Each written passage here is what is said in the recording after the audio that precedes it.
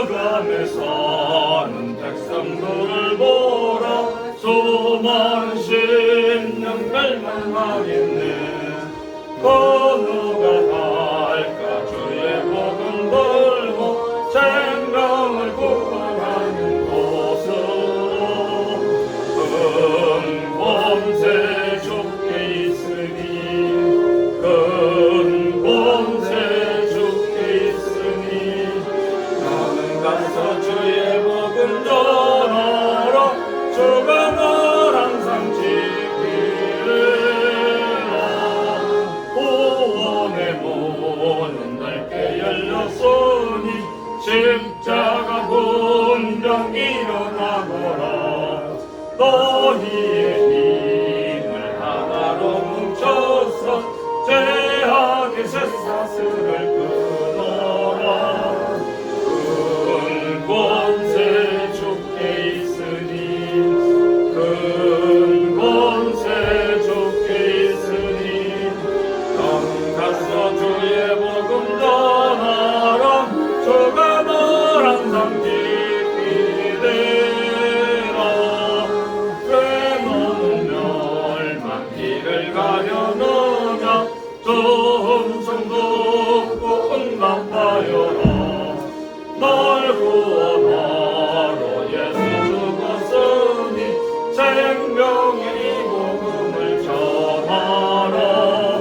큰 권세 주께 있으니 큰 권세 주께 있으니 너는 가서 주의 복음 전하라 주가 널 항상 지키리라. 온 천하 만민 승리의 그날에 영광과 찬송 주께 드리네. 속죄함이 구원 받았으니 기쁨의 할렐루야 부르세.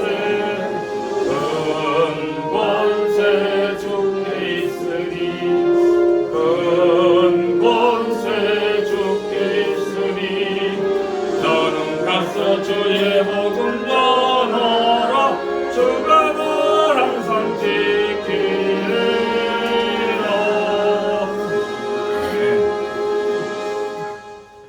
262장 시작됩니다. 262장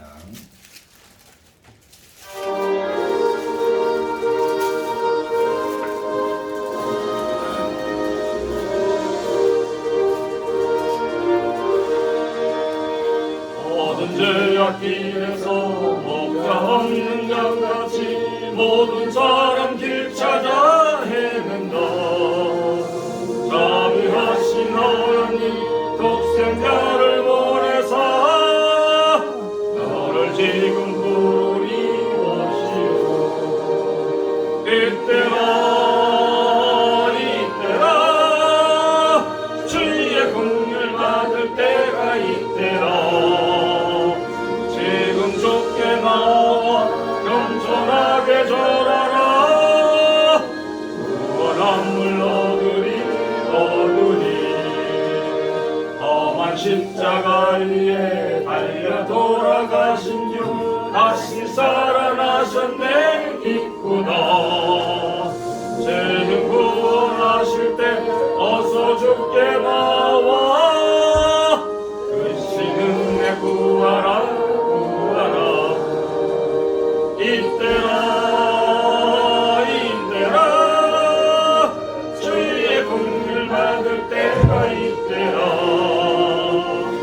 주께 나와 겸손하게 절하라.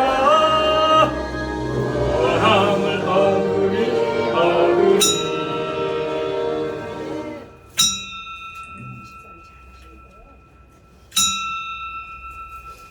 다 같이 묵상 기도 드리심으로 주일 오후 예배 하나님께 드립니다. 다 같이 묵도 드립니다.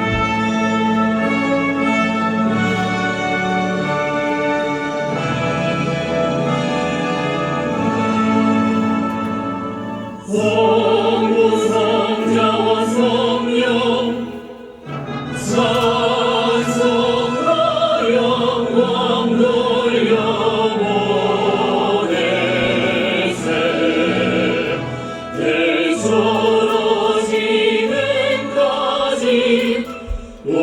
영원 노릇하며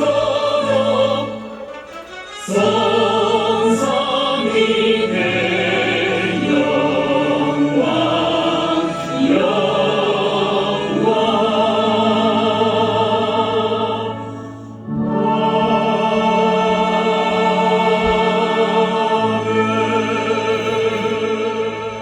내가 평안히 눕고 자기도 하리니 나를 안전히 거하게 하시는 이는 오직 여호와시니이다. 아멘. 같이 사도신경으로 신앙 고백 함께 드립니다. 전능하사 천지를 만드신 하나님 아버지를 나가 믿사오니 그 외아들 우리 주 예수 그리스도를 믿사오니 이는 성령으로 잉태하사 동정녀 마리아에게 하시고 본디오 빌라도에게 고난을 받으사 십자가에 못 박혀 죽으시고 장사한 지 사흘 만에 죽은 자 가운데서 다시 살아나시며 하늘에 오르사 전능하신 하나님 우편에 앉아 계시다가 저리로서 사는 자와 죽은 자를 심판하러 오시리라. 성령을 믿사오며 거룩한 공예와 성도가 서로 교통하는 것과 죄를 사하여 주시는 것과 몸이 다시 사는 것과 영원히 사는 것을 믿사옵나이다. 아멘. 찬송가 225장 부르신 후에 이 시간을 위해서 정문희 목사님 기도 인도하십니다. 225장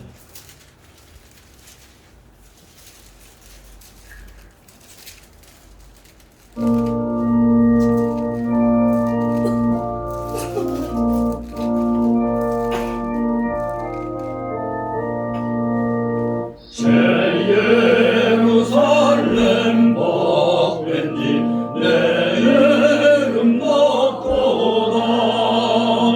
이 서건제 거치고 나 거기 가리까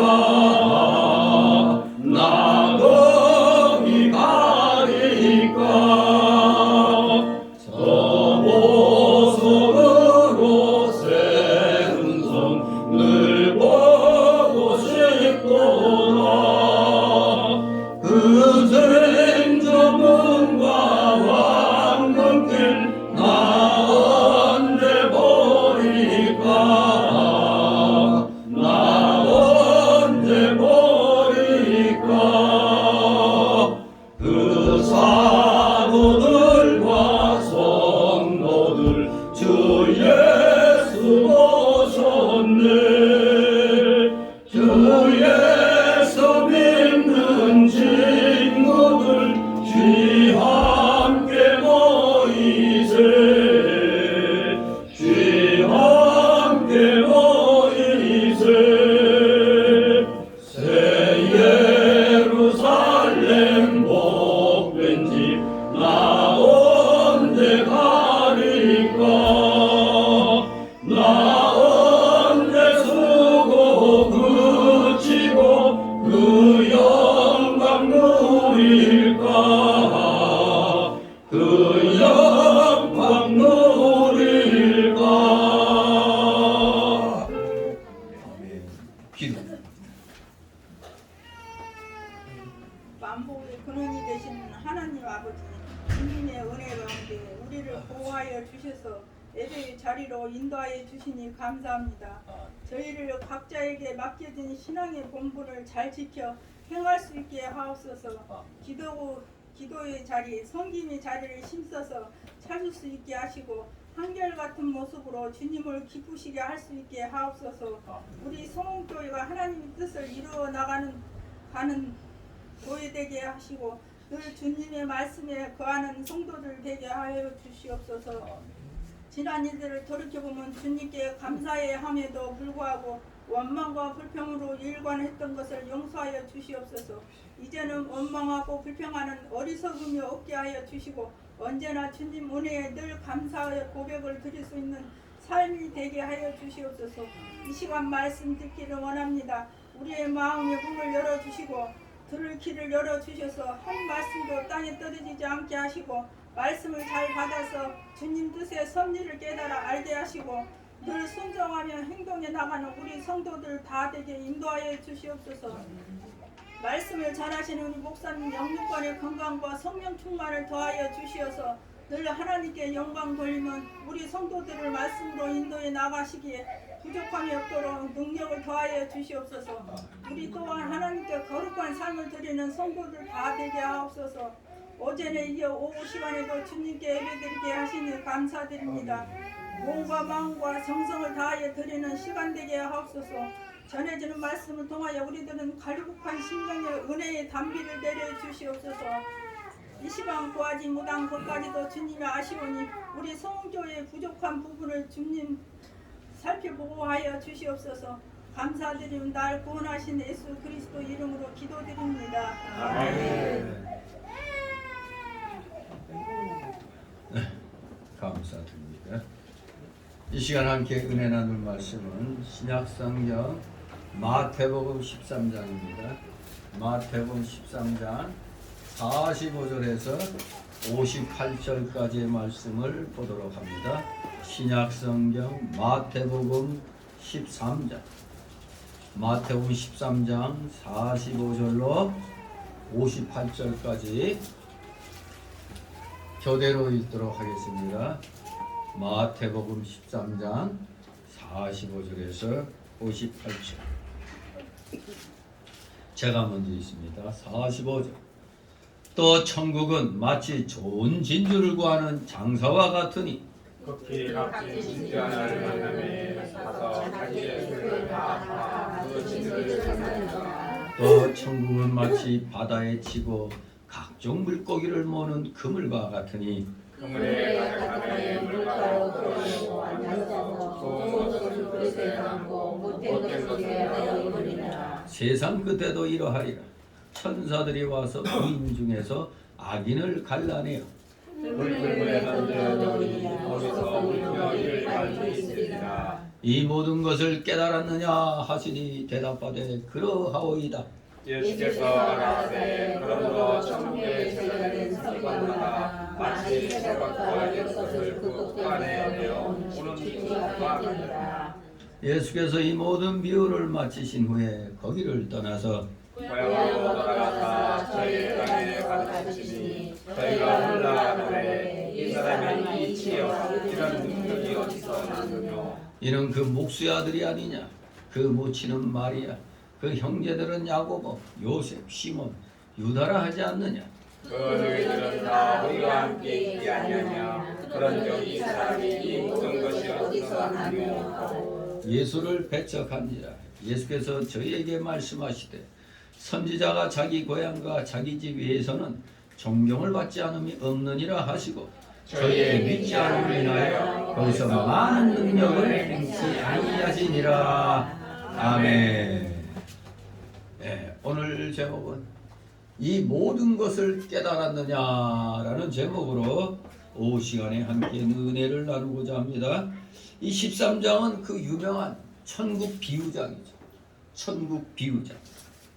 소위 마태가 분류하는 데서 5대 강화로 분류했는데 그중 세 번째 강화가 여기 이 13장이 해당이 되겠습니다. 세 번째 말씀하신 내용이 여기 13장인데 이 세 번째 강화는 한마디로 천국에 대한 비유라 말할 수 있습니다. 한마디로 천국 비유집이다. 천국은 이 13장만 읽으면 천국이 다 이렇다는 것을 우리가 알 수가 있는 겁니다. 전체 이 13장에 보면은 천국 비유가 7가지가 나옵니다. 이 천국 비유들은 천국의 현재성에서 미래성까지를 종합적으로 망라하고 있기 때문에 우리가 이 13장을 잘 깨닫는다면 천국에 대해서는 박사가 되는 겁니다. 천국에 대해서. 즉 예수님의 탄생과 함께 이 땅에 도래한 천국이 최종적으로 새하늘과 새 땅에서 완성되어가는 과정을 몇 가지로 나누어서 비유한 겁니다. 몇 가지로 나눠서 비유했는데, 먼저 그 유명한 천국 복음의 전파 단계를 우리는 이 13장에서 보면 앞부분 3절 9절에 씨 뿌리는 자의 그 첫째 비유가 나오죠. 씨 뿌리는 자의 첫째 비유로 제시되고, 그 결과 이 땅의 교회에서는 하나님의 백성과 세상의 백성이 함께 섞여 살게 되는 상황이 그려지고 있죠. 두 번째는 가라지 비유입니다. 24절에서 30절까지 가라지 비유로 설명이 되는데, 그 후 점점 더 확장되어가는 천국 운동, 즉 교회 운동의 외적인 측면이 강조되고, 세 번째로 31절 32절 가면은 겨자씨 비유가 나옵니다. 겨자씨 비유는 내적인 측면, 천국의 내적 측면을 얘기한 거고, 33절에 네 번째 그 누룩 비유가 나타나죠. 누룩의 비유, 이 네 번째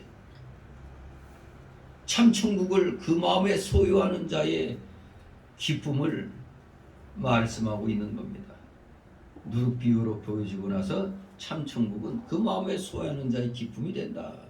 그리고 다섯 번째로 이제 44절에 나오는 감추인 보배 비유가 나오죠. 이제 여섯 번째 비유로서 오늘 읽은 진주 비유 45절 46절, 역시 천국의 현재성, 미래성에 대한 얘기입니다. 그리고 마침내 세상 끝날 참 교회와 교회의 성도와 세상의 백성들 사이를 완전히 그 구별짓게 만드는 대사건, 그것이 바로 일곱 번째 비유로 그물 비유입니다. 그물 비유.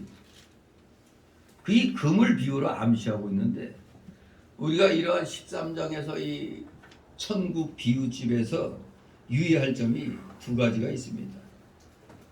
첫째로 이 천국 비유가 다 일곱 가지 비유로 이루어져 있다는 겁니다. 일곱 가지 비유. 7이라는 숫자. 7은 유대인에게 있어서 완전성과 거룩성을 상징하는 숫자였습니다. 따라서 이 7이라는 숫자에 맞추어서 천국을 집대성한 이 마태의 의도는 천국의 집대성과 완전성, 즉 천국의 그 절대성, 완전성을 보여주기 위한 것이었다는 걸 우리가 짐작할 수 있겠습니다. 천국의 완전성과 절대성을 보여주기 위해서 일곱 가지 비유로 설명했구나. 두 번째 의도는 천국 비유의 소재는 여기 가만히 살펴보면 농경생활이 세 가지로 비유되어 있어요. 농경생활로. 그리고 상업, 장사하는 걸 둘로 비유하고, 그 다음에 고기잡임이 일반 가사가 각 하나씩으로 구성되어 있습니다. 그래서 천국도 일상생활처럼 분명하고 확실한 실제 삶이란 것을 아주 강력히 암시하고 있다는 점입니다. 우리 일상생활처럼 분명하고 확실한 실제 삶이다 이겁니다. 천국. 그냥 막연한 게 아닙니다. 이 땅에서 부활체로서 우리가 실제적인 삶을 산다는 것. 새하늘과 새 땅에서. 그러니까 새로운 세계가 우리에게는 펼쳐지는 겁니다. 새로운 세계가. 아무튼 여기 부분의 문장 구성을 보면은 일곱 가지 비유 사이사이에 그 비유의 목적이 두 번 밝혀져 있습니다. 10절에서 17절, 34절, 35절에 다 선지자로 말씀하신 바 내가 입을 열어 비유로 말하고 창세부터 감추인 것들을 드러내리라 한 걸 이루려 하십니다. 바로 이 비유의 목적을 10절, 17절, 34절, 35절에 두 번을 밝혔습니다.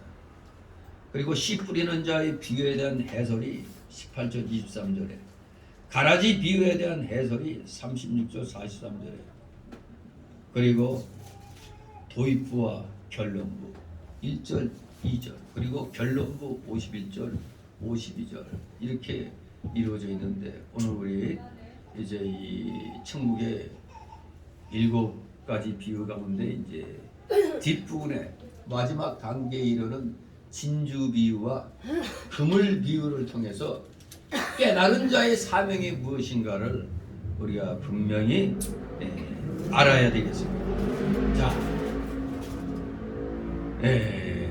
요 앞에서 바로 언급된 보화 비유, 감수인 보화 비유, 그리고 이 진주 장사 비유는 한마디로 천국의 종기성을 보여주고 있습니다. 천국의 종기성. 천국의 종기성은 영생의 종기성, 예수 그리스도의 종기성뿐만 아니라 또한 천국 백성된 영혼들의 종기성을 말하는 겁니다. 천국의 백성된 영혼들의 종기성. 사실 천국과 영생은 우리가 모든 소유를 다 팔아도 살 수 없는 정도의 가치를 가진 나라가 되겠고 생명이라 할 수 있습니다. 그런데 이 비유에서는 우리 주님께서는 바로 이 천국 백성된 영혼들의 그 종기성을 더 강조하시는 것으로 보입니다. 천국 백성된 영혼들의 종기성. 이렇게 천국과 영생은 모든 소유를 다 팔아도 살 수 없는 정도의 가치를 가진 나라와 생명이라는 사실. 하나님께서는 그의 백성을 이렇게 존귀하게 여기신다는 겁니다. 하나님이 선택하신 천국 백성들은 마치 밭에 감수인 보화와 같고 극히 값진 진주와 같다고 말씀하는 겁니다. 그래서 앞에 보면 밭에 감수인 보화를 얻기 위해서 자기 소유를 다 팔아 밭을 샀다고 그랬는데, 바로 그 자기 소유를 다 팔아 밭을 산 장사가 바로 예수님 자신입니다. 예수님 십자가에서 모든 것을 다 내주셨잖아요. 우리를 사셨어요. 자기 피로. 자기 소유를 다 팔아 극히 값진 진주를 산 장사 역시 예수님 자신입니다. 장사의 주인공은 다 예수님이에요. 구주 예수님께서는 천국 백성을 얻기 위해서 자기 목숨을 바쳐서 그 영혼들을 사신 겁니다. 진실로 이것은 구원받은 우리 편에선 감히 감당할 수 없는 하나님의 크신 은혜였습니다. 하나님의 크신 은혜라. 주님께서는 짐승처럼 무지하고 벌레같이 무가치한 우리들을 여기 보아와 같이 극히 값진 진주와 같이 살아가시고 존귀하게 여기셨다는 것입니다. 이 얼마나 우리 감사합니까? 자, 그럼 이제 본격적으로 46절, 47절 진주 비유에 대하여 살펴보도록 합니다. 45절, 46절 있습니다. 또 천국은 마치 좋은 진주를 구하는 장사와 같으니 극히 값진 진주 하나를 만나면 가서 자기의 소유를 다 팔아 그 진주를 사느니라. 아멘. 진주, 바로 하나님의 중요한 말씀과 자기에 대한 하나님의 뜻이 진주인 것입니다. 여러분에 대한 하나님의 뜻이 여기에서 말하는 진주입니다. 하나님의 중요한 말씀, 나에 대한 하나님의 뜻, 그것이 진주입니다. 그렇기 때문에 우리는 진주를 구하는 장사와 같이 살아야 됩니다. 진리를 찾고 하나님 뜻대로 바로 살려고 하는 성도가 바로 진주를 구하는 장사가 되는 겁니다. 진주를 구하는 장사. 장사의 목적은 뭡니까? 이윤을 많이 남기는 게 장사의 목적 아닙니까? 이거 뭐 미치고 판다는 거 거짓말이에요, 진짜예요.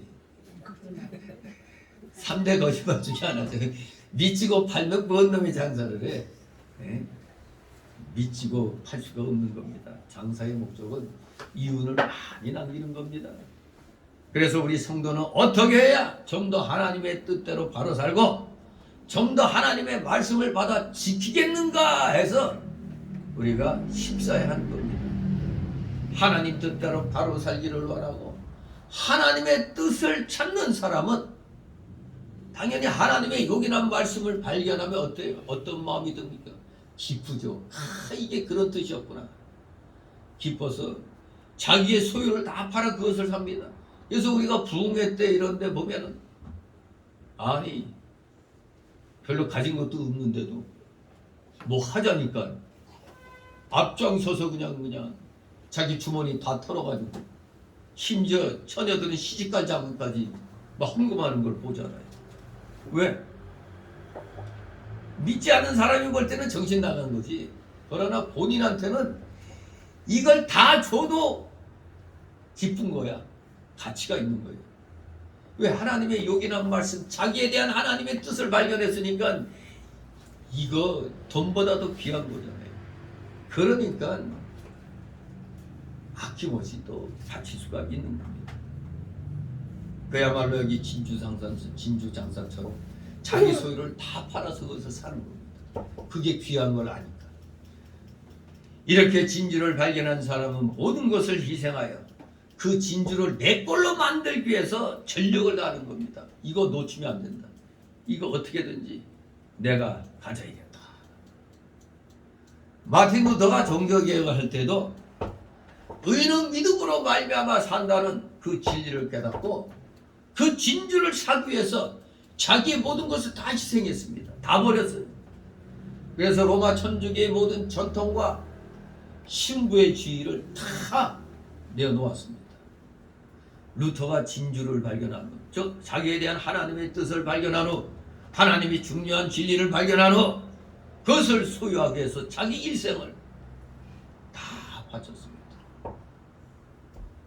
이 루터도 진리를 구하기 찾기 위해서 온갖 욕을 갖다, 그러니까 뭐 세례 요한 못지않게 예수님 못지않게 욕을 또 아주 걸출하게 잘했다고 그래요. 이 사실 이 악한 것에 보면은 욕을 하지 않고는 견딜 수가 없잖아요. 정말. 야, 이 덕사 이 새끼들아. 그냥. 개새끼란 말보다 독사 이 새끼란 말이 더 심한 거요, 덜한 거요? 더 덕사 이 새끼라고 하면은 아유 좀 그거 하잖아요. 개새끼라면 개는 다 지금 기르고 있잖아. 아무튼 우리 한국 사람들은 되게 개를 갖다 개 잡아서 영양 보충하면서 개는 또 왜 이렇게 안 좋은 용어로 많이 써? 에? 개 잡아 몸보신 해놓고 말이야.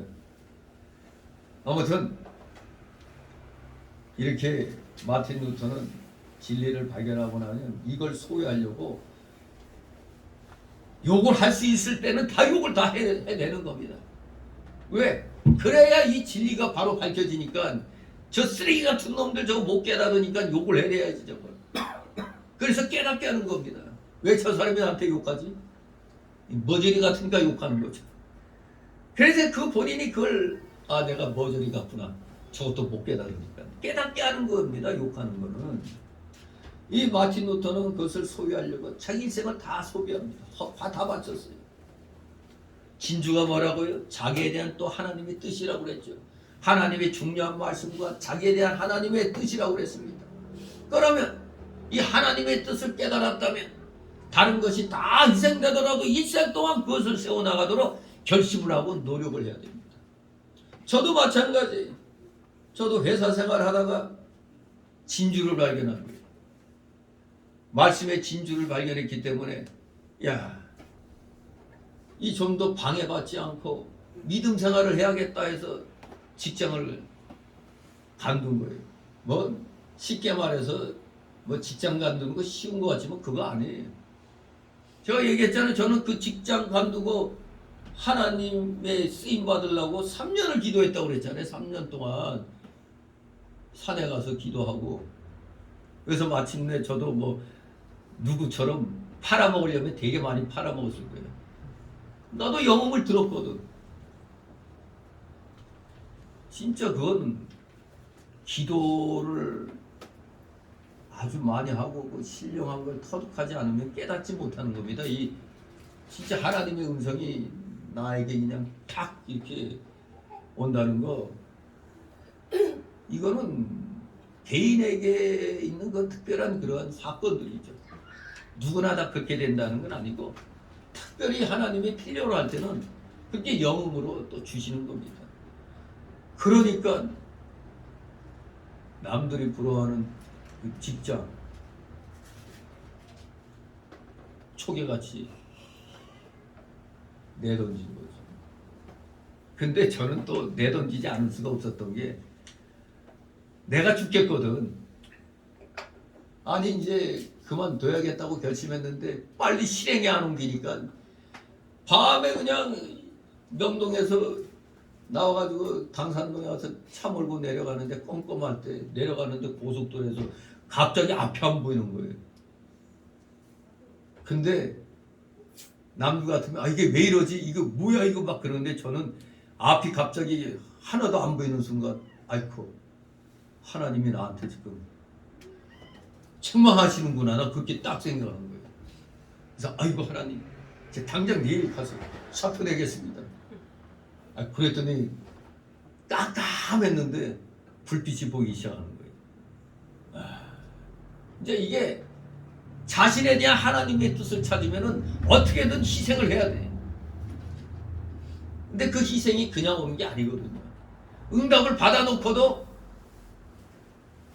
실행력에 또 하나님의 그 이끄심이 있어야 되거든요.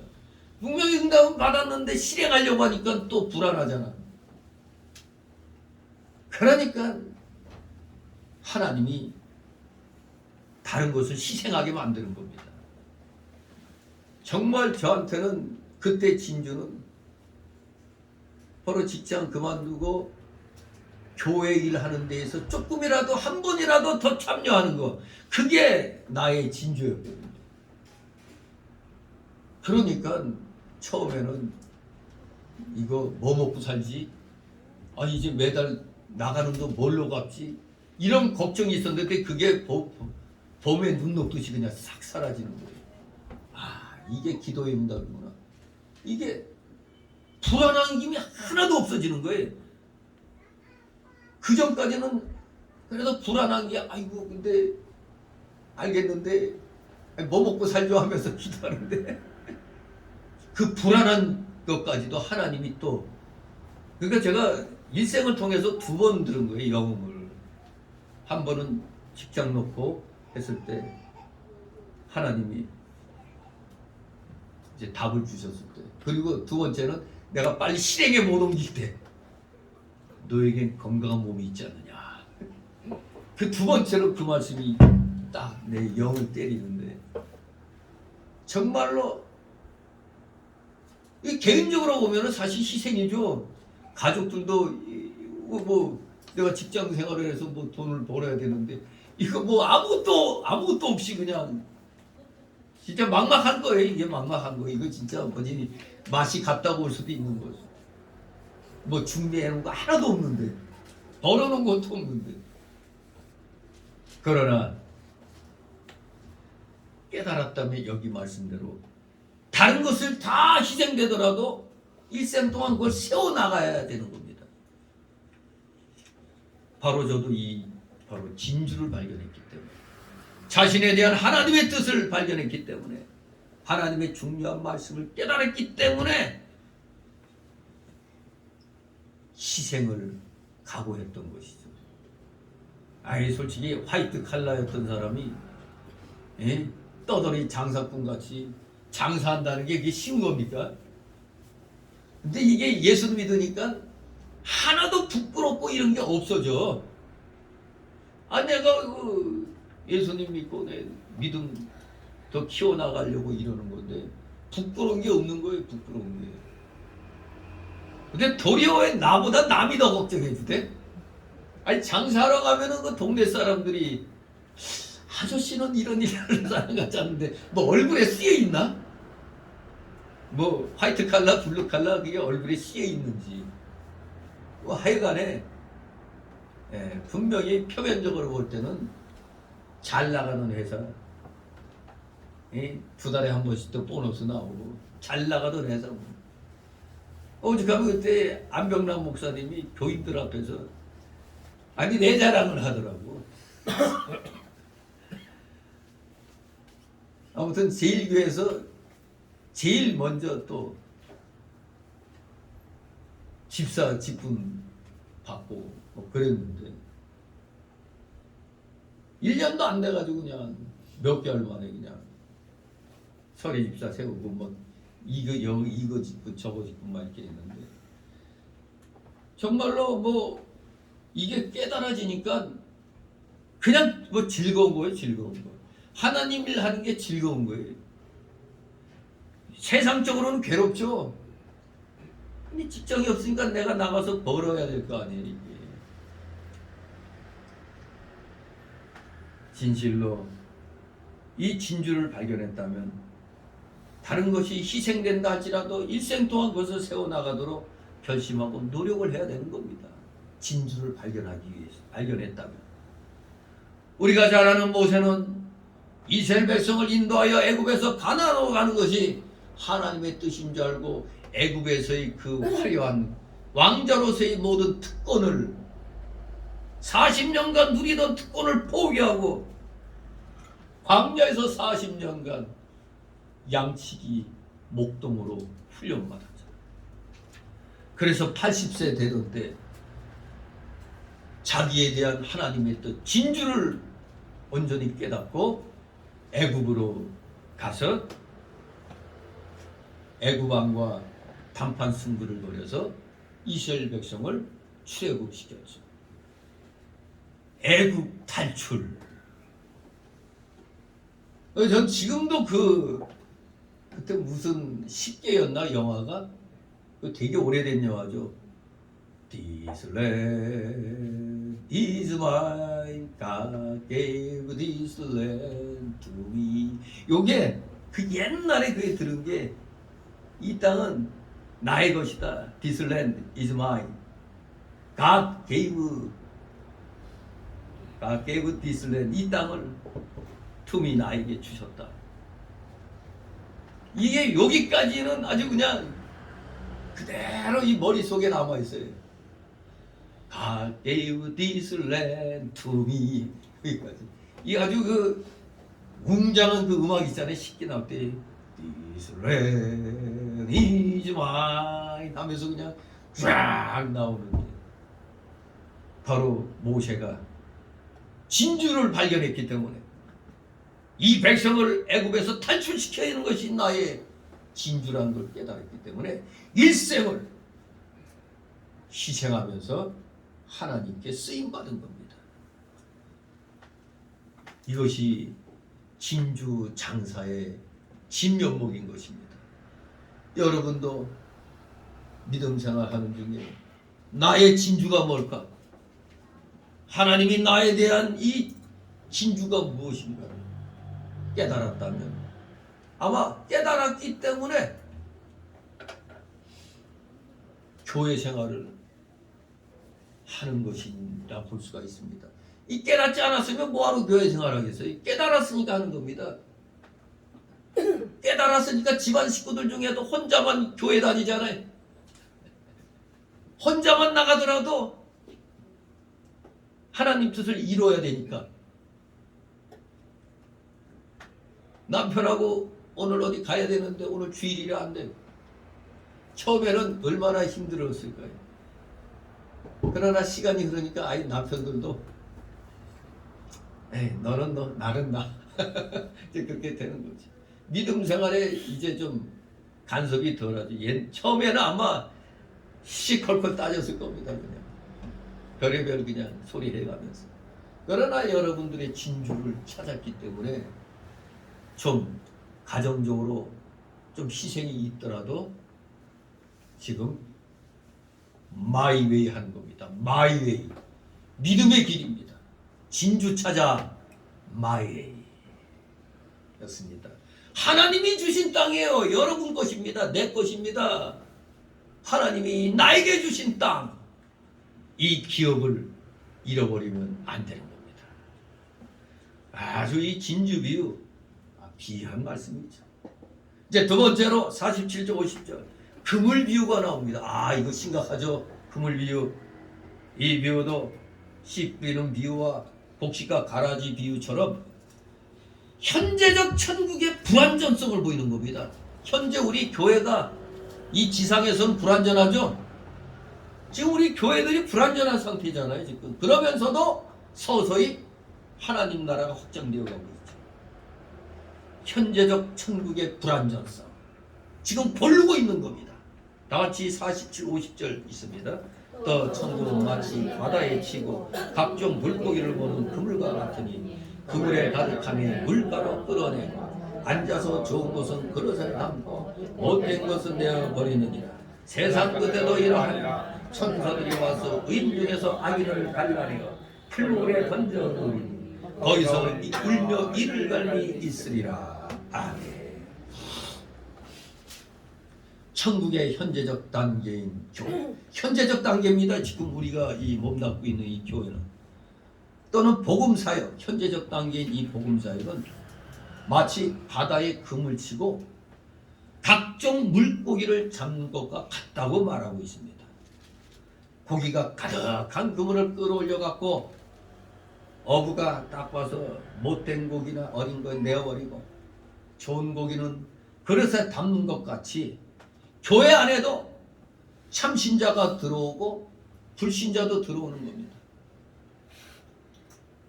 그물에는 항상 좋은 고기, 나쁜 고기가 다 들어있는 것처럼 교회 안에도 항상 의인과 악인들이 세상 종말 때까지 섞여 있을 겁니다. 특히 대한민국 교회는 간첩들이 딸이 들고 있습니다. 어쩔 수가 없어요. 세상 끝날에는 이제 가려지지. 지금으로서는 방법이 없잖아요. 무슨 교회에 등록하는데 무슨 그 신원증명서 떼어냅니까? 아마 교회에 등록할 때 신원증명서 떼어내고 저희 주민등록 등초본 다 떼어내고 누구 보증서 갖고 오라면 아무도 안 올 겁니다. 아무도 안 오죠. 뭔 놈의 이런 교회가 다 있어. 그럴 거 아닙니까? 그걸 김일성이가 먼저 딱 알고 교회 침투 명령을 내린 거 아닙니까? 아무튼 어쩔 수 없습니다. 세상 끝날까지 교회는 이것저것 다 섞이게 마련입니다. 그러나 마지막 심판 때 이 두 부류는, 의인과 악인의 부류는 완전하게 분리될 겁니다. 참신자는 하늘나라에 데려가고 불신자는 내어버리는 겁니다. 때가 이르면 하나님의 집에서부터 심판이 시작된다고 베드로전서 4장 17, 18절에 말씀합니다. 하나님의 집에서부터, 이 교회에서부터 갈라지는 겁니다. 심판 때까지는 불신자도 놓아주지만 심판이 올 때는 용납하지 않습니다. 올 때까지는 그냥 다 그냥 설렁설렁 자유롭죠. 그러나 심판이 막상 딱 올 때는 이제는 빼도 박도 못하는 겁니다. 참신자, 즉 믿음을 지킨 자는 하나님의 나라, 즉 천국에 가서 칭찬과 영광과 존귀를 받고, 말씀 버리고 순종치 않고 거역한 자는 하나님의 말씀대로 심판을 받게 되는 겁니다. 그러니 이러한 심판이 오기 전까지는 기회가 있어요. 오기 전까지는 기회가 있습니다. 언제든지. 그러나 오고 나면은, 즉 우리가 죽기 전까지는 기회가 있어요. 구원의 기회가 있어요. 죽기 전까지는. 그러나 손 넘어가면 그부터는 하나님 주권에 들어가는 겁니다. 우리가 어쩔 수 없어요. 하나님 주권에 맡기는 수밖에 없습니다. 우리가 할 수 있는 건 손 넘어 직전까지만 복음을 전할 수가 있습니다. 마지막 날에는 천사들이 와서 의인 중에서 악인을 갈라낸다고 그랬습니다. 즉 이 악인들은 하나님 앞에 설 수가 없기 때문에 천사들이 갈라내어 풀무불에 던진다는 얘기입니다. 지옥불에다. 그렇습니다. 악인들은 분리되어 지옥불에 던져질 것이며 거기서 고통 중에 부르짖게 될 것입니다. 천국은 이제 모든 불완전한 요소들이 제거되어 진선미의 영광스러운 나라가 될 것입니다. 그 영광스러운 나라, 우리가 이제 육도 완벽하게 주님이 이 땅에 다시 오시는 날, 영육이 함께 신령한 부활체로서 새하늘과 새 땅에서, 그 천년왕국에서 우리는 그동안의 보상을 우리는 또 받아 누리게 되는 겁니다. 그러니까 우리 이제 깨달은 자들이 어떻게 해야 되겠습니까? 세 번째 단락으로 51조 52절 깨달은 자의 사명이 나오고 있습니다. 깨달은 자의 사명. 천국의 제자된 서기관은 바로 신약의 복음 사역자들을 가리키는 겁니다. 천국은 이미 교회 가운데서 시작되어 있습니다. 지금 확장되어 나가고 있는 겁니다. 51절 52절 있습니다. 이 모든 것을 깨달으나 하시니 대답하되 그러하오이다. 예수께서 가라사대 그러므로 천국의 제자된 서기관마다 마치 새것과 옛것을 그 곳간에서 내어오는 집주인과 같으니라. 아멘. 천국의 제자된 서기관, 즉 복음을 맡아서 일하고 전하는 사람을 가리킵니다. 또 한편으로는 우리 예수 믿는 사람들을 다 가리키는 거라 볼 수도 있습니다. 천국의 제자된 서기관, 하나님의 말씀을 전하는 사람은 누구든지 다 서기관의 지위에 있는 겁니다. 하나님 말씀을 전하는 자들은 다 서기관의 지위에 있습니다. 바로 이들이 새 것과 옛 것을 곳간에서 내오는 집주인과 같다고 그랬어요. 천국의 제자된 서기관이에요. 이 새 것은 계시록 14장 3절 말씀대로 성령과 생명의 역사로 새롭게 깨달은 신약의 복음 진리를 새 것이라고 얘기합니다. 신약의 복음 진리. 그럼 옛 것은 우리가 이전부터 알고 있는 구약의 진리입니다. 쉽게 말하면 옛 것은 옛 계명, 구약. 새 것은 새 계명, 신약이라고 할 수가 있습니다. 그런데 곳간에서 내어오는 집중과 같다고 그랬는데 곳간은 바로 신구약 성경이죠. 신구약 성경이 곳간입니다. 교회는 신약과 구약을 다 가지고 있습니다. 이전부터 내려오는 기본적인 교리, 즉 진리와 지금까지 발견하지 못한 진리가 곳간되는 이 성경 속에 가득하게 들어있는 것입니다. 그러므로 말씀 속에 깊이 들어가서 전에 알고 있던 진리를 다시 새김질해서 다른 사람에게 나누어주고 또 새로운 진리를 깨달아 다른 사람에게 나누어줘야 되는 것입니다. 나만 알고 있으면 안 되는 거예요. 내가 깨달은 거 전해줘야 돼요. 그래서 좋은 스승은 올바른 진리들을 잘 전해주는 겁니다. 교회의 말씀 사역자들은 구약 성경과 신약 성경의 말씀들을 적절하게 들어서 하나님의 백성들에게 영의 양식으로 공급을 해줘야 됩니다. 교회의 양식 곳간은 부족함이 없죠. 왜? 우리에게는 이 66권의 풍성한 하나님의 말씀이 있어요. 이 풍성한 하나님의 말씀도 제대로 보지 못하고 맨날 세상 책 얘기만 하고 세상에 누가 뭐 이런 말을 했다, 이런 얘기만 하면 되겠어요? 잠깐 예화를 들어서 얘기해 줄 수는 있으나 성경 말씀을 다 덮어버리는 세상 것. 그러니 성도들이 말씀 실력이 안 느는 겁니다. 맨날 도덕윤리 설교만 하고 있어요. 매일 도덕윤리. 그것도 우리 실생활 속에서 그런 삶을 살아야 되지만 실생활에서의 그런 도덕윤리적인 삶을 사는 근간은 뭡니까? 하나님 말씀인 겁니다. 하나님 말씀을 바로 알아야 온전한 도덕윤리적인 생활이 되지, 하나님 말씀은 온데간데 없고 맨날 세상적인 도덕윤리 기준으로 얘기를 하는 겁니다. 그러니까 인본주의가 되는 겁니다. 교회가 인본주의, 세속주의가 되면 문 닫을 때가 된 겁니다. 철저하게 풍성한 이 하나님의 말씀, 성경 66권의 이 말씀을 전해야 됩니다. 제가 끝까지 못했던 게 시편이었는데 요새 시편을 1장부터 지금 쭉 하고 있잖아요. 150장까지 이제 하는데, 신구약 성경 전체를 보면은 이 대선지서도 그렇고 소선지도 그렇고 몇 번 돌았어요. 신약 성경은 말할 수 없이 여러 번 돌았지만, 근데 이게 저한테는 엄청 이득이 되는 거예요. 왜냐하면 창세기 1장 1절에서 계시록 22장까지 그냥 하나도 빠지지 않고 다 살펴보거든요.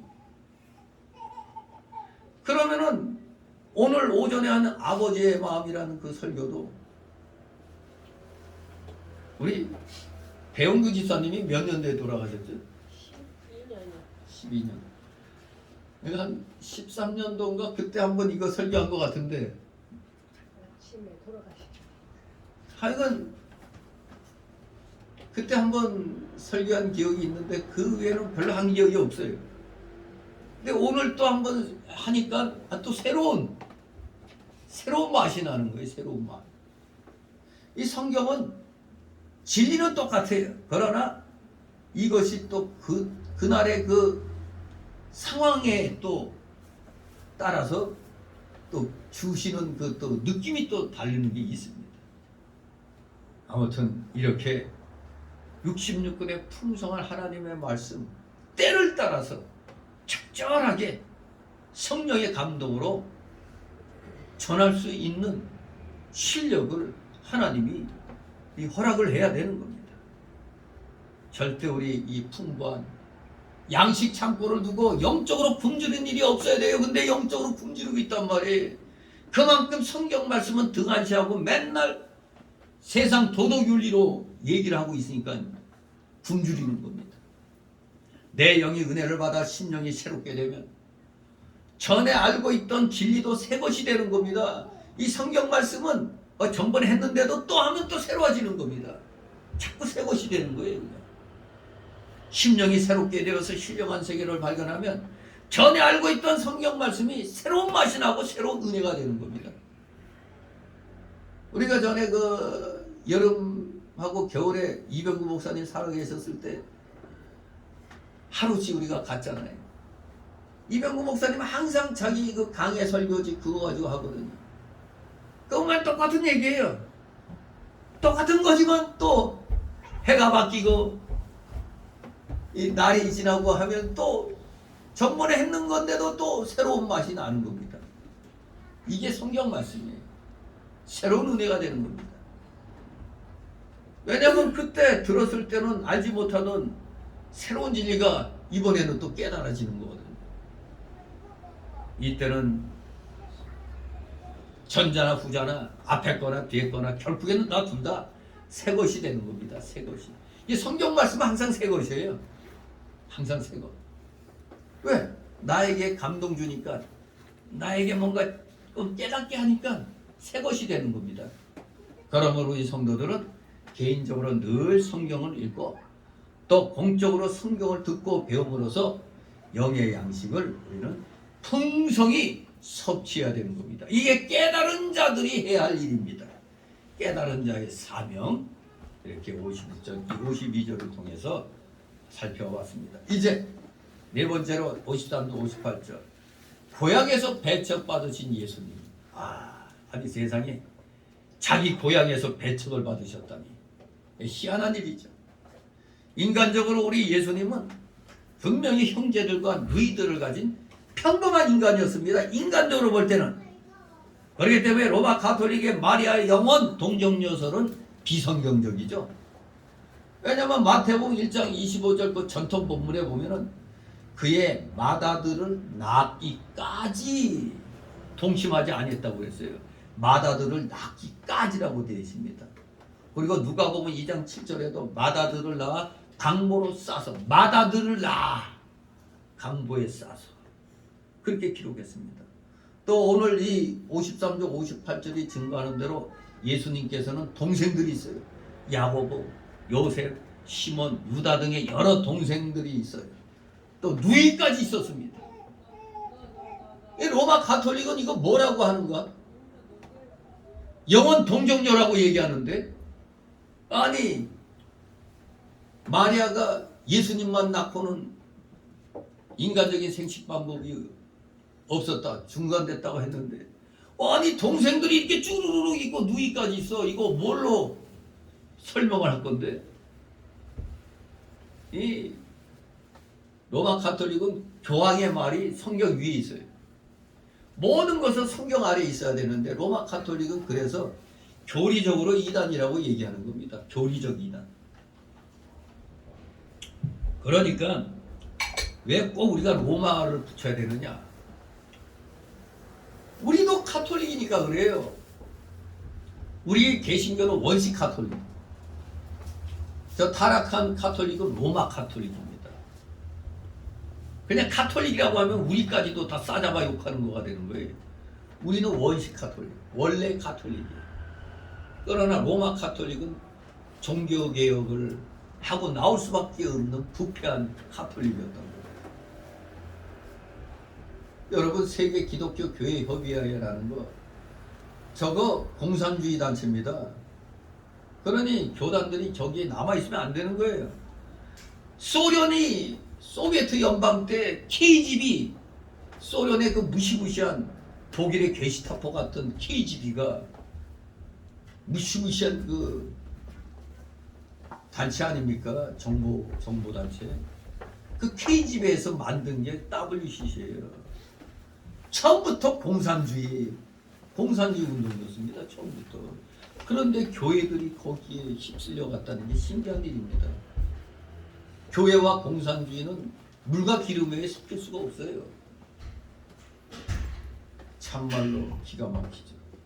아무튼 로마 카톨릭은 이 마리아 영원 동정녀소를 말하고 있는데, 더군다나 여기에다가 또 얹혀가지고 마리아를 중보자로, 그렇게 또 그때 누구야, 테레사 수녀가 교황에게 요청해가지고 마리아를 갖다 중보자같이, 중보자 위치로 또 올려놨죠.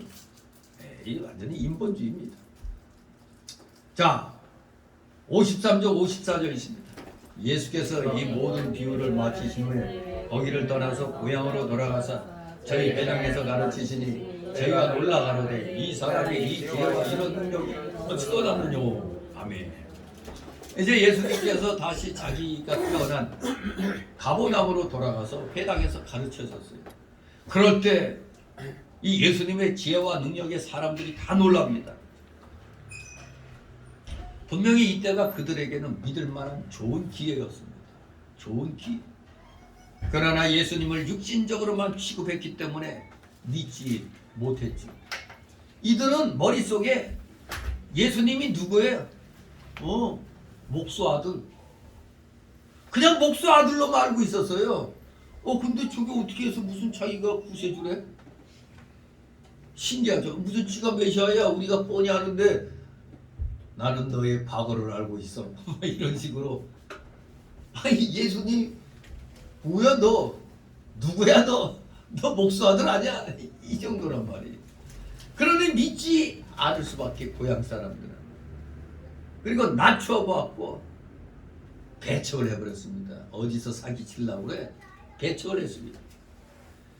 이 고향 사람들은 예수님은 그저 단순히 그저 인간적으로, 외적으로만 알고 있었던 겁니다. 그냥 목수의 아들 주제에 출세했구만, 뭐 그 정도였어요. 물론 예수님은 한 인간이심은 틀림없습니다. 그러나 예수님은 단순한 인간이 아니고 하느님이신 사람으로 오신 하나님이셨던 것입니다. 이 사실을 고향 사람들은 미처 알지 못했던 겁니다. 55절 57절 있습니다. 이는 그 목수의 아들이 아니냐, 그 모친은 마리아, 그 형제들은 야고보, 요셉, 시몬, 유다라 하지 않느냐, 그 너희들은 다 우리와 함께 있지 아니하냐. 그런데 이 사람이 모든 것이 어디서 났느냐고 하고 예수를 배척하니라. 예수께서 저에게 말씀하시되 선지자가 자기 고향과 자기 집 외에서는 존경을 받지 않음이 없느니라 하시고. 아멘.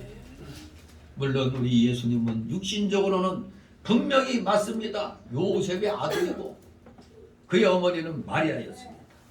또 그의 형제는 야고보, 요셉, 시몬, 유다였습니다. 그러나 로마 카톨릭에서는 마리아의 평생 동정녀소를 주장해서 예수님 외에는 해산치 않았다고 합니다. 아니 근데 눈 가리고 아우하는 거지, 성경에 분명히 여기 있잖아요. 여기 마태복음 13장 57절 여기 분명히 나와 있잖아요. 55절 57절에.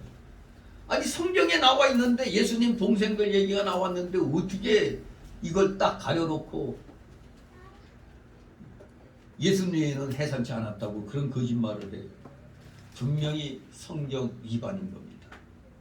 눈 뜨고 거짓말하는 겁니다. 분명히 여기 말씀에 형제들과 누이들이 있다고 분명히 밝히고 있잖아요. 고향에서는 육신적으로 너무 잘 알려져 있었기 때문에 사람들이 선지자를 육신으로 알고 판단하고 평가하기 때문에 영적인 면이 가려워져서 선지자를 바로 보지 못하고 대적을 바로 하지 못합니다. 요거는 저도 가만히 생각해보면 이제 친구들, 예수 믿기 전에 나를 알던 친구들은 모두 혀를 차죠. 예수 믿기 전에 나를 봤을 때 내가 술을 얼마나 잘 먹고 잘 놀았는데, 에? 아 이게 그 술도 안 먹고 말이에요. 그러고 있으니, 그러니까 처음에는 막 나를 가지고 장난도 치죠. 마셔? 안 마셔? 그럼 나중에는 야 내가 아는 목사들도 술 먹어. 근데 너 왜 안 먹냐? 근데 끝까지 뭐 그러면 이제 그만해. 그래서 내가 옛날에 내가 아니야. 이제 나중에는 야 그래 다른 사람은 몰라도 네 말이면 믿겠다. 뭐 그렇게 되는 겁니다. 얘가 뭐 그냥 예수 믿기 전에도 친구들 간에는 의리는 짱이었으니까 의리 하나는 끝내줬어요. 그러니까 친구들 사이에서도 나름대로 굉장히 의리파고 신실하다고 이렇게 인정이 됐는데, 예수 믿고 나니까 아 이거 뭐 친구들하고 멀리하는 것 같으니까 이제 막 서운해서 이제 그러지만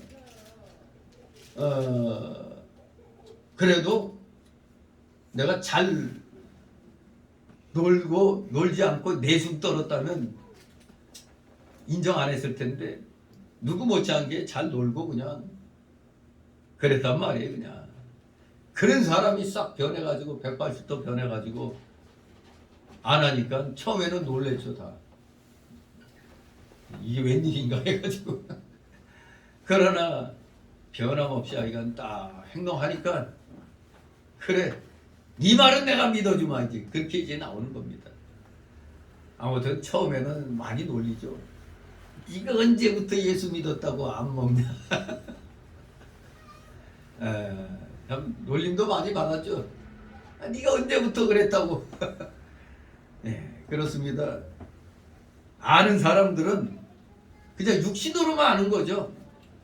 예수님을 그저 육신으로만 알고 판단하고 평가하는 겁니다.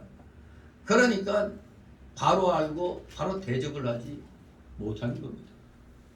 제가 직장 관두고 어느 날 뭐 때문에 한번 그때 관둔 직장 갔을 때 그래도 사장님이 또 목사 돼서 왔다고 또 이 예수도 안 믿는 사람들이 헌금 봉투를 만들어서 헌금을 해놨더라고요. 그러면 그냥 고맙다고 받으면 안 되죠. 거기서 잠깐 헌금 기도하겠습니다. 여기서 또 헌금 기도를 딱 했지. 그러니까 바라보는 게 좀 달라져요. 그냥 뭐 딸랑 그냥 뭐 주머니에 넣고 뭐 이게 아니고 딱 거기서 진짜 딱 큰 소리로 기도 한번 해주고 그러니까 달라졌네. 그렇게 인정하는 겁니다. 그저 옛날 생각하면 뭐 그냥 그런데 했는데 다른 면을 분명하게 보여주면은 그때부터 달라지는 거죠. 근데 우리 예수님 같은 경우는 너무 이게 메시아로서의 그 행동이 뚜렷해 놓으니까 믿고 싶어도 못 믿는 겁니다. 왜? 분명히 좀 사람인데 어떻게 자기가 메시아라고 저러는가? 그러니까 에이 거짓말 하지 마 하고 그냥 대우를 안 해주는 겁니다. 뭐 옛날부터 어느 선지자 뭐 선지자들 보면 다 뭐 목동 노릇하다가 아모스 같은 선지자인가 목동 노릇하다가 그냥 또 불림 받아가지고 또 그냥 막 쓰임 받는 사람도 있고 막 그러죠. 그래서 어느 선지자나 육신면을 볼 때는 그저 그래요. 존경할 만한 것이 없습니다. 육신적으로는. 그렇기 때문에 육신면을 보지 말고 하나님이 쓰시는 면과 하나님의 말씀과 그 영적인 면을 봐야 되는 겁니다. 질적인 면과 영적인 면을 보고 그 면을 믿음으로 영접하여 순종하면은 천국의 복을 받게 되어 있습니다. 천국의 복. 그러나 고향 사람들이 선지자를 대접하지 않은 것처럼 예수님도 똑같이 그냥 그렇게 취급했어요. 에이, 니까지 있게 하면서 그냥 소홀하게 여겼습니다. 우리도 마찬가지입니다. 교회 안에서 우리가 성도들과 직분자들을 볼 때 그의 인간적인 외모, 학력, 사회적 신분, 재산 정도 등으로 성도들을 평가해서는 안 됩니다. 마땅히 영의 눈을 가지고 그들의 내면에 주신 하나님의 은혜와 은사를 바라봐야 됩니다. 하나님의 은혜와 은사를 볼 줄 알아야 돼요. 주님께서 그를 얼마나 존귀하게 여기셔서 자기 피로 사셨는지, 그리고 주께서 어떻게 그를 사용하시려고 거룩한 직분을 주셨는지를 생각해야 되는 겁니다. 우리는 성도 상호 간에 피차 존경하고 피차 복종해야 되는 겁니다. 서로가 서로를 위로해 줘야 돼. 서로가 서로를 격려해주고 떠받쳐 줘야 되는 겁니다. 그래서 로마서 12장 10절에 형제를 사랑하여 서로 우애하고 존경하기를 서로 먼저 하라고 그랬어요. 내가 나이가 몇인데 이게 아닙니다. 먼저 깨달은 자가 먼저 해주면은 아이고 나보다 나이 많으신 분이 나한테 저러네. 아이고 내가 이러면 안 되지. 또 그렇게 나가는 겁니다. 서로 먼저 하라고 했습니다. 그 에베소 5장 21절에는 그리스도를 경외함으로 서로 복종하라. 피차 복종하라고 그랬어요. 서로가. 즉 이 말은 서로가 섬기라는 얘기입니다. 서로가 섬겨라. 그러면은 깨달은 자로서 하나님으로부터 인정을 받게 되는 것입니다. 58절 있습니다. 저희의 믿지 않음을 인하여 거기서 많은 능력을 행치 아니하시니라. 아멘. 네, 우리 예수님도 그렇습니다. 이 아무리 뭐라고 해도 믿지 않아. 근데 이런 자들에게 굳이 할 필요가 없어요. 믿지 않는데. 그래서 우리 예수님도 믿지 않는 사람들에게 많은 능력을 행하지 않았다고 그랬어요. 왜? 저 믿지 않는 사람에서 아무리 뭐 해봐야 기껏 진주와 바울을 내버리는 꼴이 되기 때문에 우리 예수님부터 믿지 않는 자들은 뭘 해줘도 안 믿어요. 그러니까 아예 많은 능력을 행치 아니하시니라. 물론 얼마간은 했죠. 아예 능력을 행치 아니하셨다는 게 아니라 많은 능력을 행치 아니하셨다는 것은 조금씩은 했다는 얘기죠.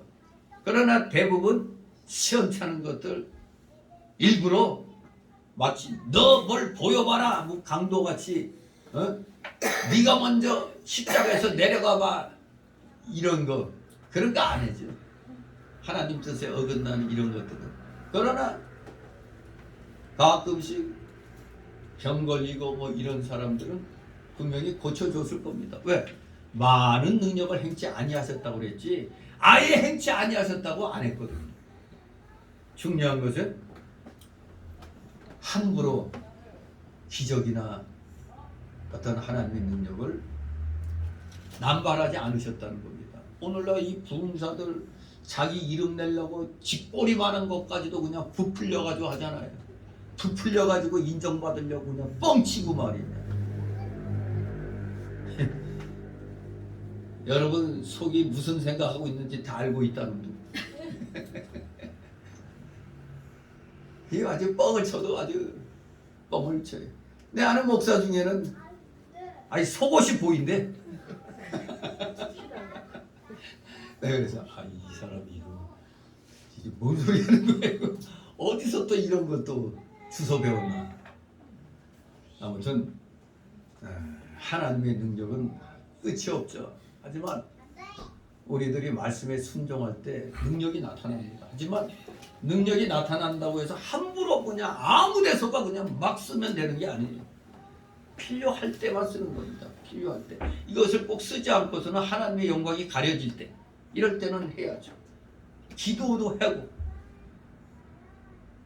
어떤 사람은 차라리 하지 말 것이지 어느 안진뱅이 보고 조용히 저 옆 남들 사람이 없는 뒷골목 가서 일어날지어다 기도하니까 됐어요 안 됐어? 안 되지. 사람들 앞에서 해야지. 근데 또 혹시 안 되면 그거 하니까 안 보는데 끌고 가서 일어났죠 되니 그게 뭐예요? 예수님처럼 그냥 딱 해서 네 죄를 사함 받았느니라 하니까 벌떡 눈 뜨고 일어나고 막 이런 역사가 일어나요. 필요할 때 하나님이 해주시는 거예요. 오직 내 것은 하나도 없어요. 하나님 것이 다 전부라는 세상을 가지고 나아갈 때 하나님이 여러 가지 능력으로 또 우리를 지켜주시고 이끌어 주시는 겁니다. 진실로 오늘 이 귀한 천국의 비유를 깨달았다면 반드시 사시기 바랍니다. 아니 내 것으로 만드시기 바랍니다. 뭘 다른 걸 희생해서라도 나에 대한 하나님 뜻이 이거다 할 때는 손해볼지라도 여러분 스스로가 취해야 됩니다. 어떻게든. 그러면 천국은 여러분 것이 되는 것입니다. 진실로 하나님의 놀라우신 사랑과 은혜가 여러분에게 차고 넘치시기를 주님의 이름으로 축원합니다. 기도합니다. 거룩하신 하나님 아버지, 은혜를 감사드립니다. 오늘 우리가 이 교회 생활하는 것 역시 우리가 실질적인 천국에서의 생활을 지금 우리가 하고 있다는 걸 분명히 깨닫고 우리 최선을 다해 두렵고 떨림으로 하나님 말씀대로 순종함으로 진실로 주님이 재림하시는 날 새하늘과 새 땅에 올 때 우리 영육이 함께 신령한 부활체로서 주님을 영원토록 섬기는 자들로 자기 위치 확실하게 잡아나가도록 현재에서부터 열심을 다하여 믿음 생활하는 우리 모두 되게 하여 주시옵소서. 감사드리며 예수 그리스도의 이름으로 기도드리옵나이다. 아멘. 같이 찬송가 267장 267장 찬송가입니다.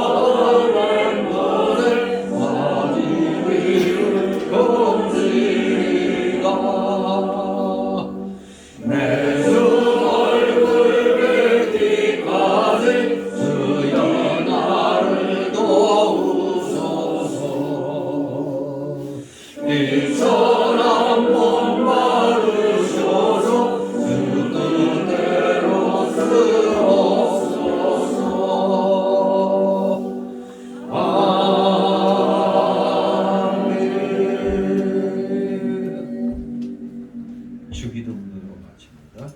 하늘에 계신 우리 아버지, 이름이 거룩하심을 받으시오며 나라의 마음이시오 뜻이 하늘에서 이룬 것 같이 땅에서도 이루어지이다. 오늘날 우리에게 일용할 양식을 주옵시고 우리가 우리에게 빚진 자를 사해준 것 같이 우리의 죄를 사하여 주옵시고 우리를 시험에 들게 하지 마시고 다만 악에서 구하옵소서. 내게 나라와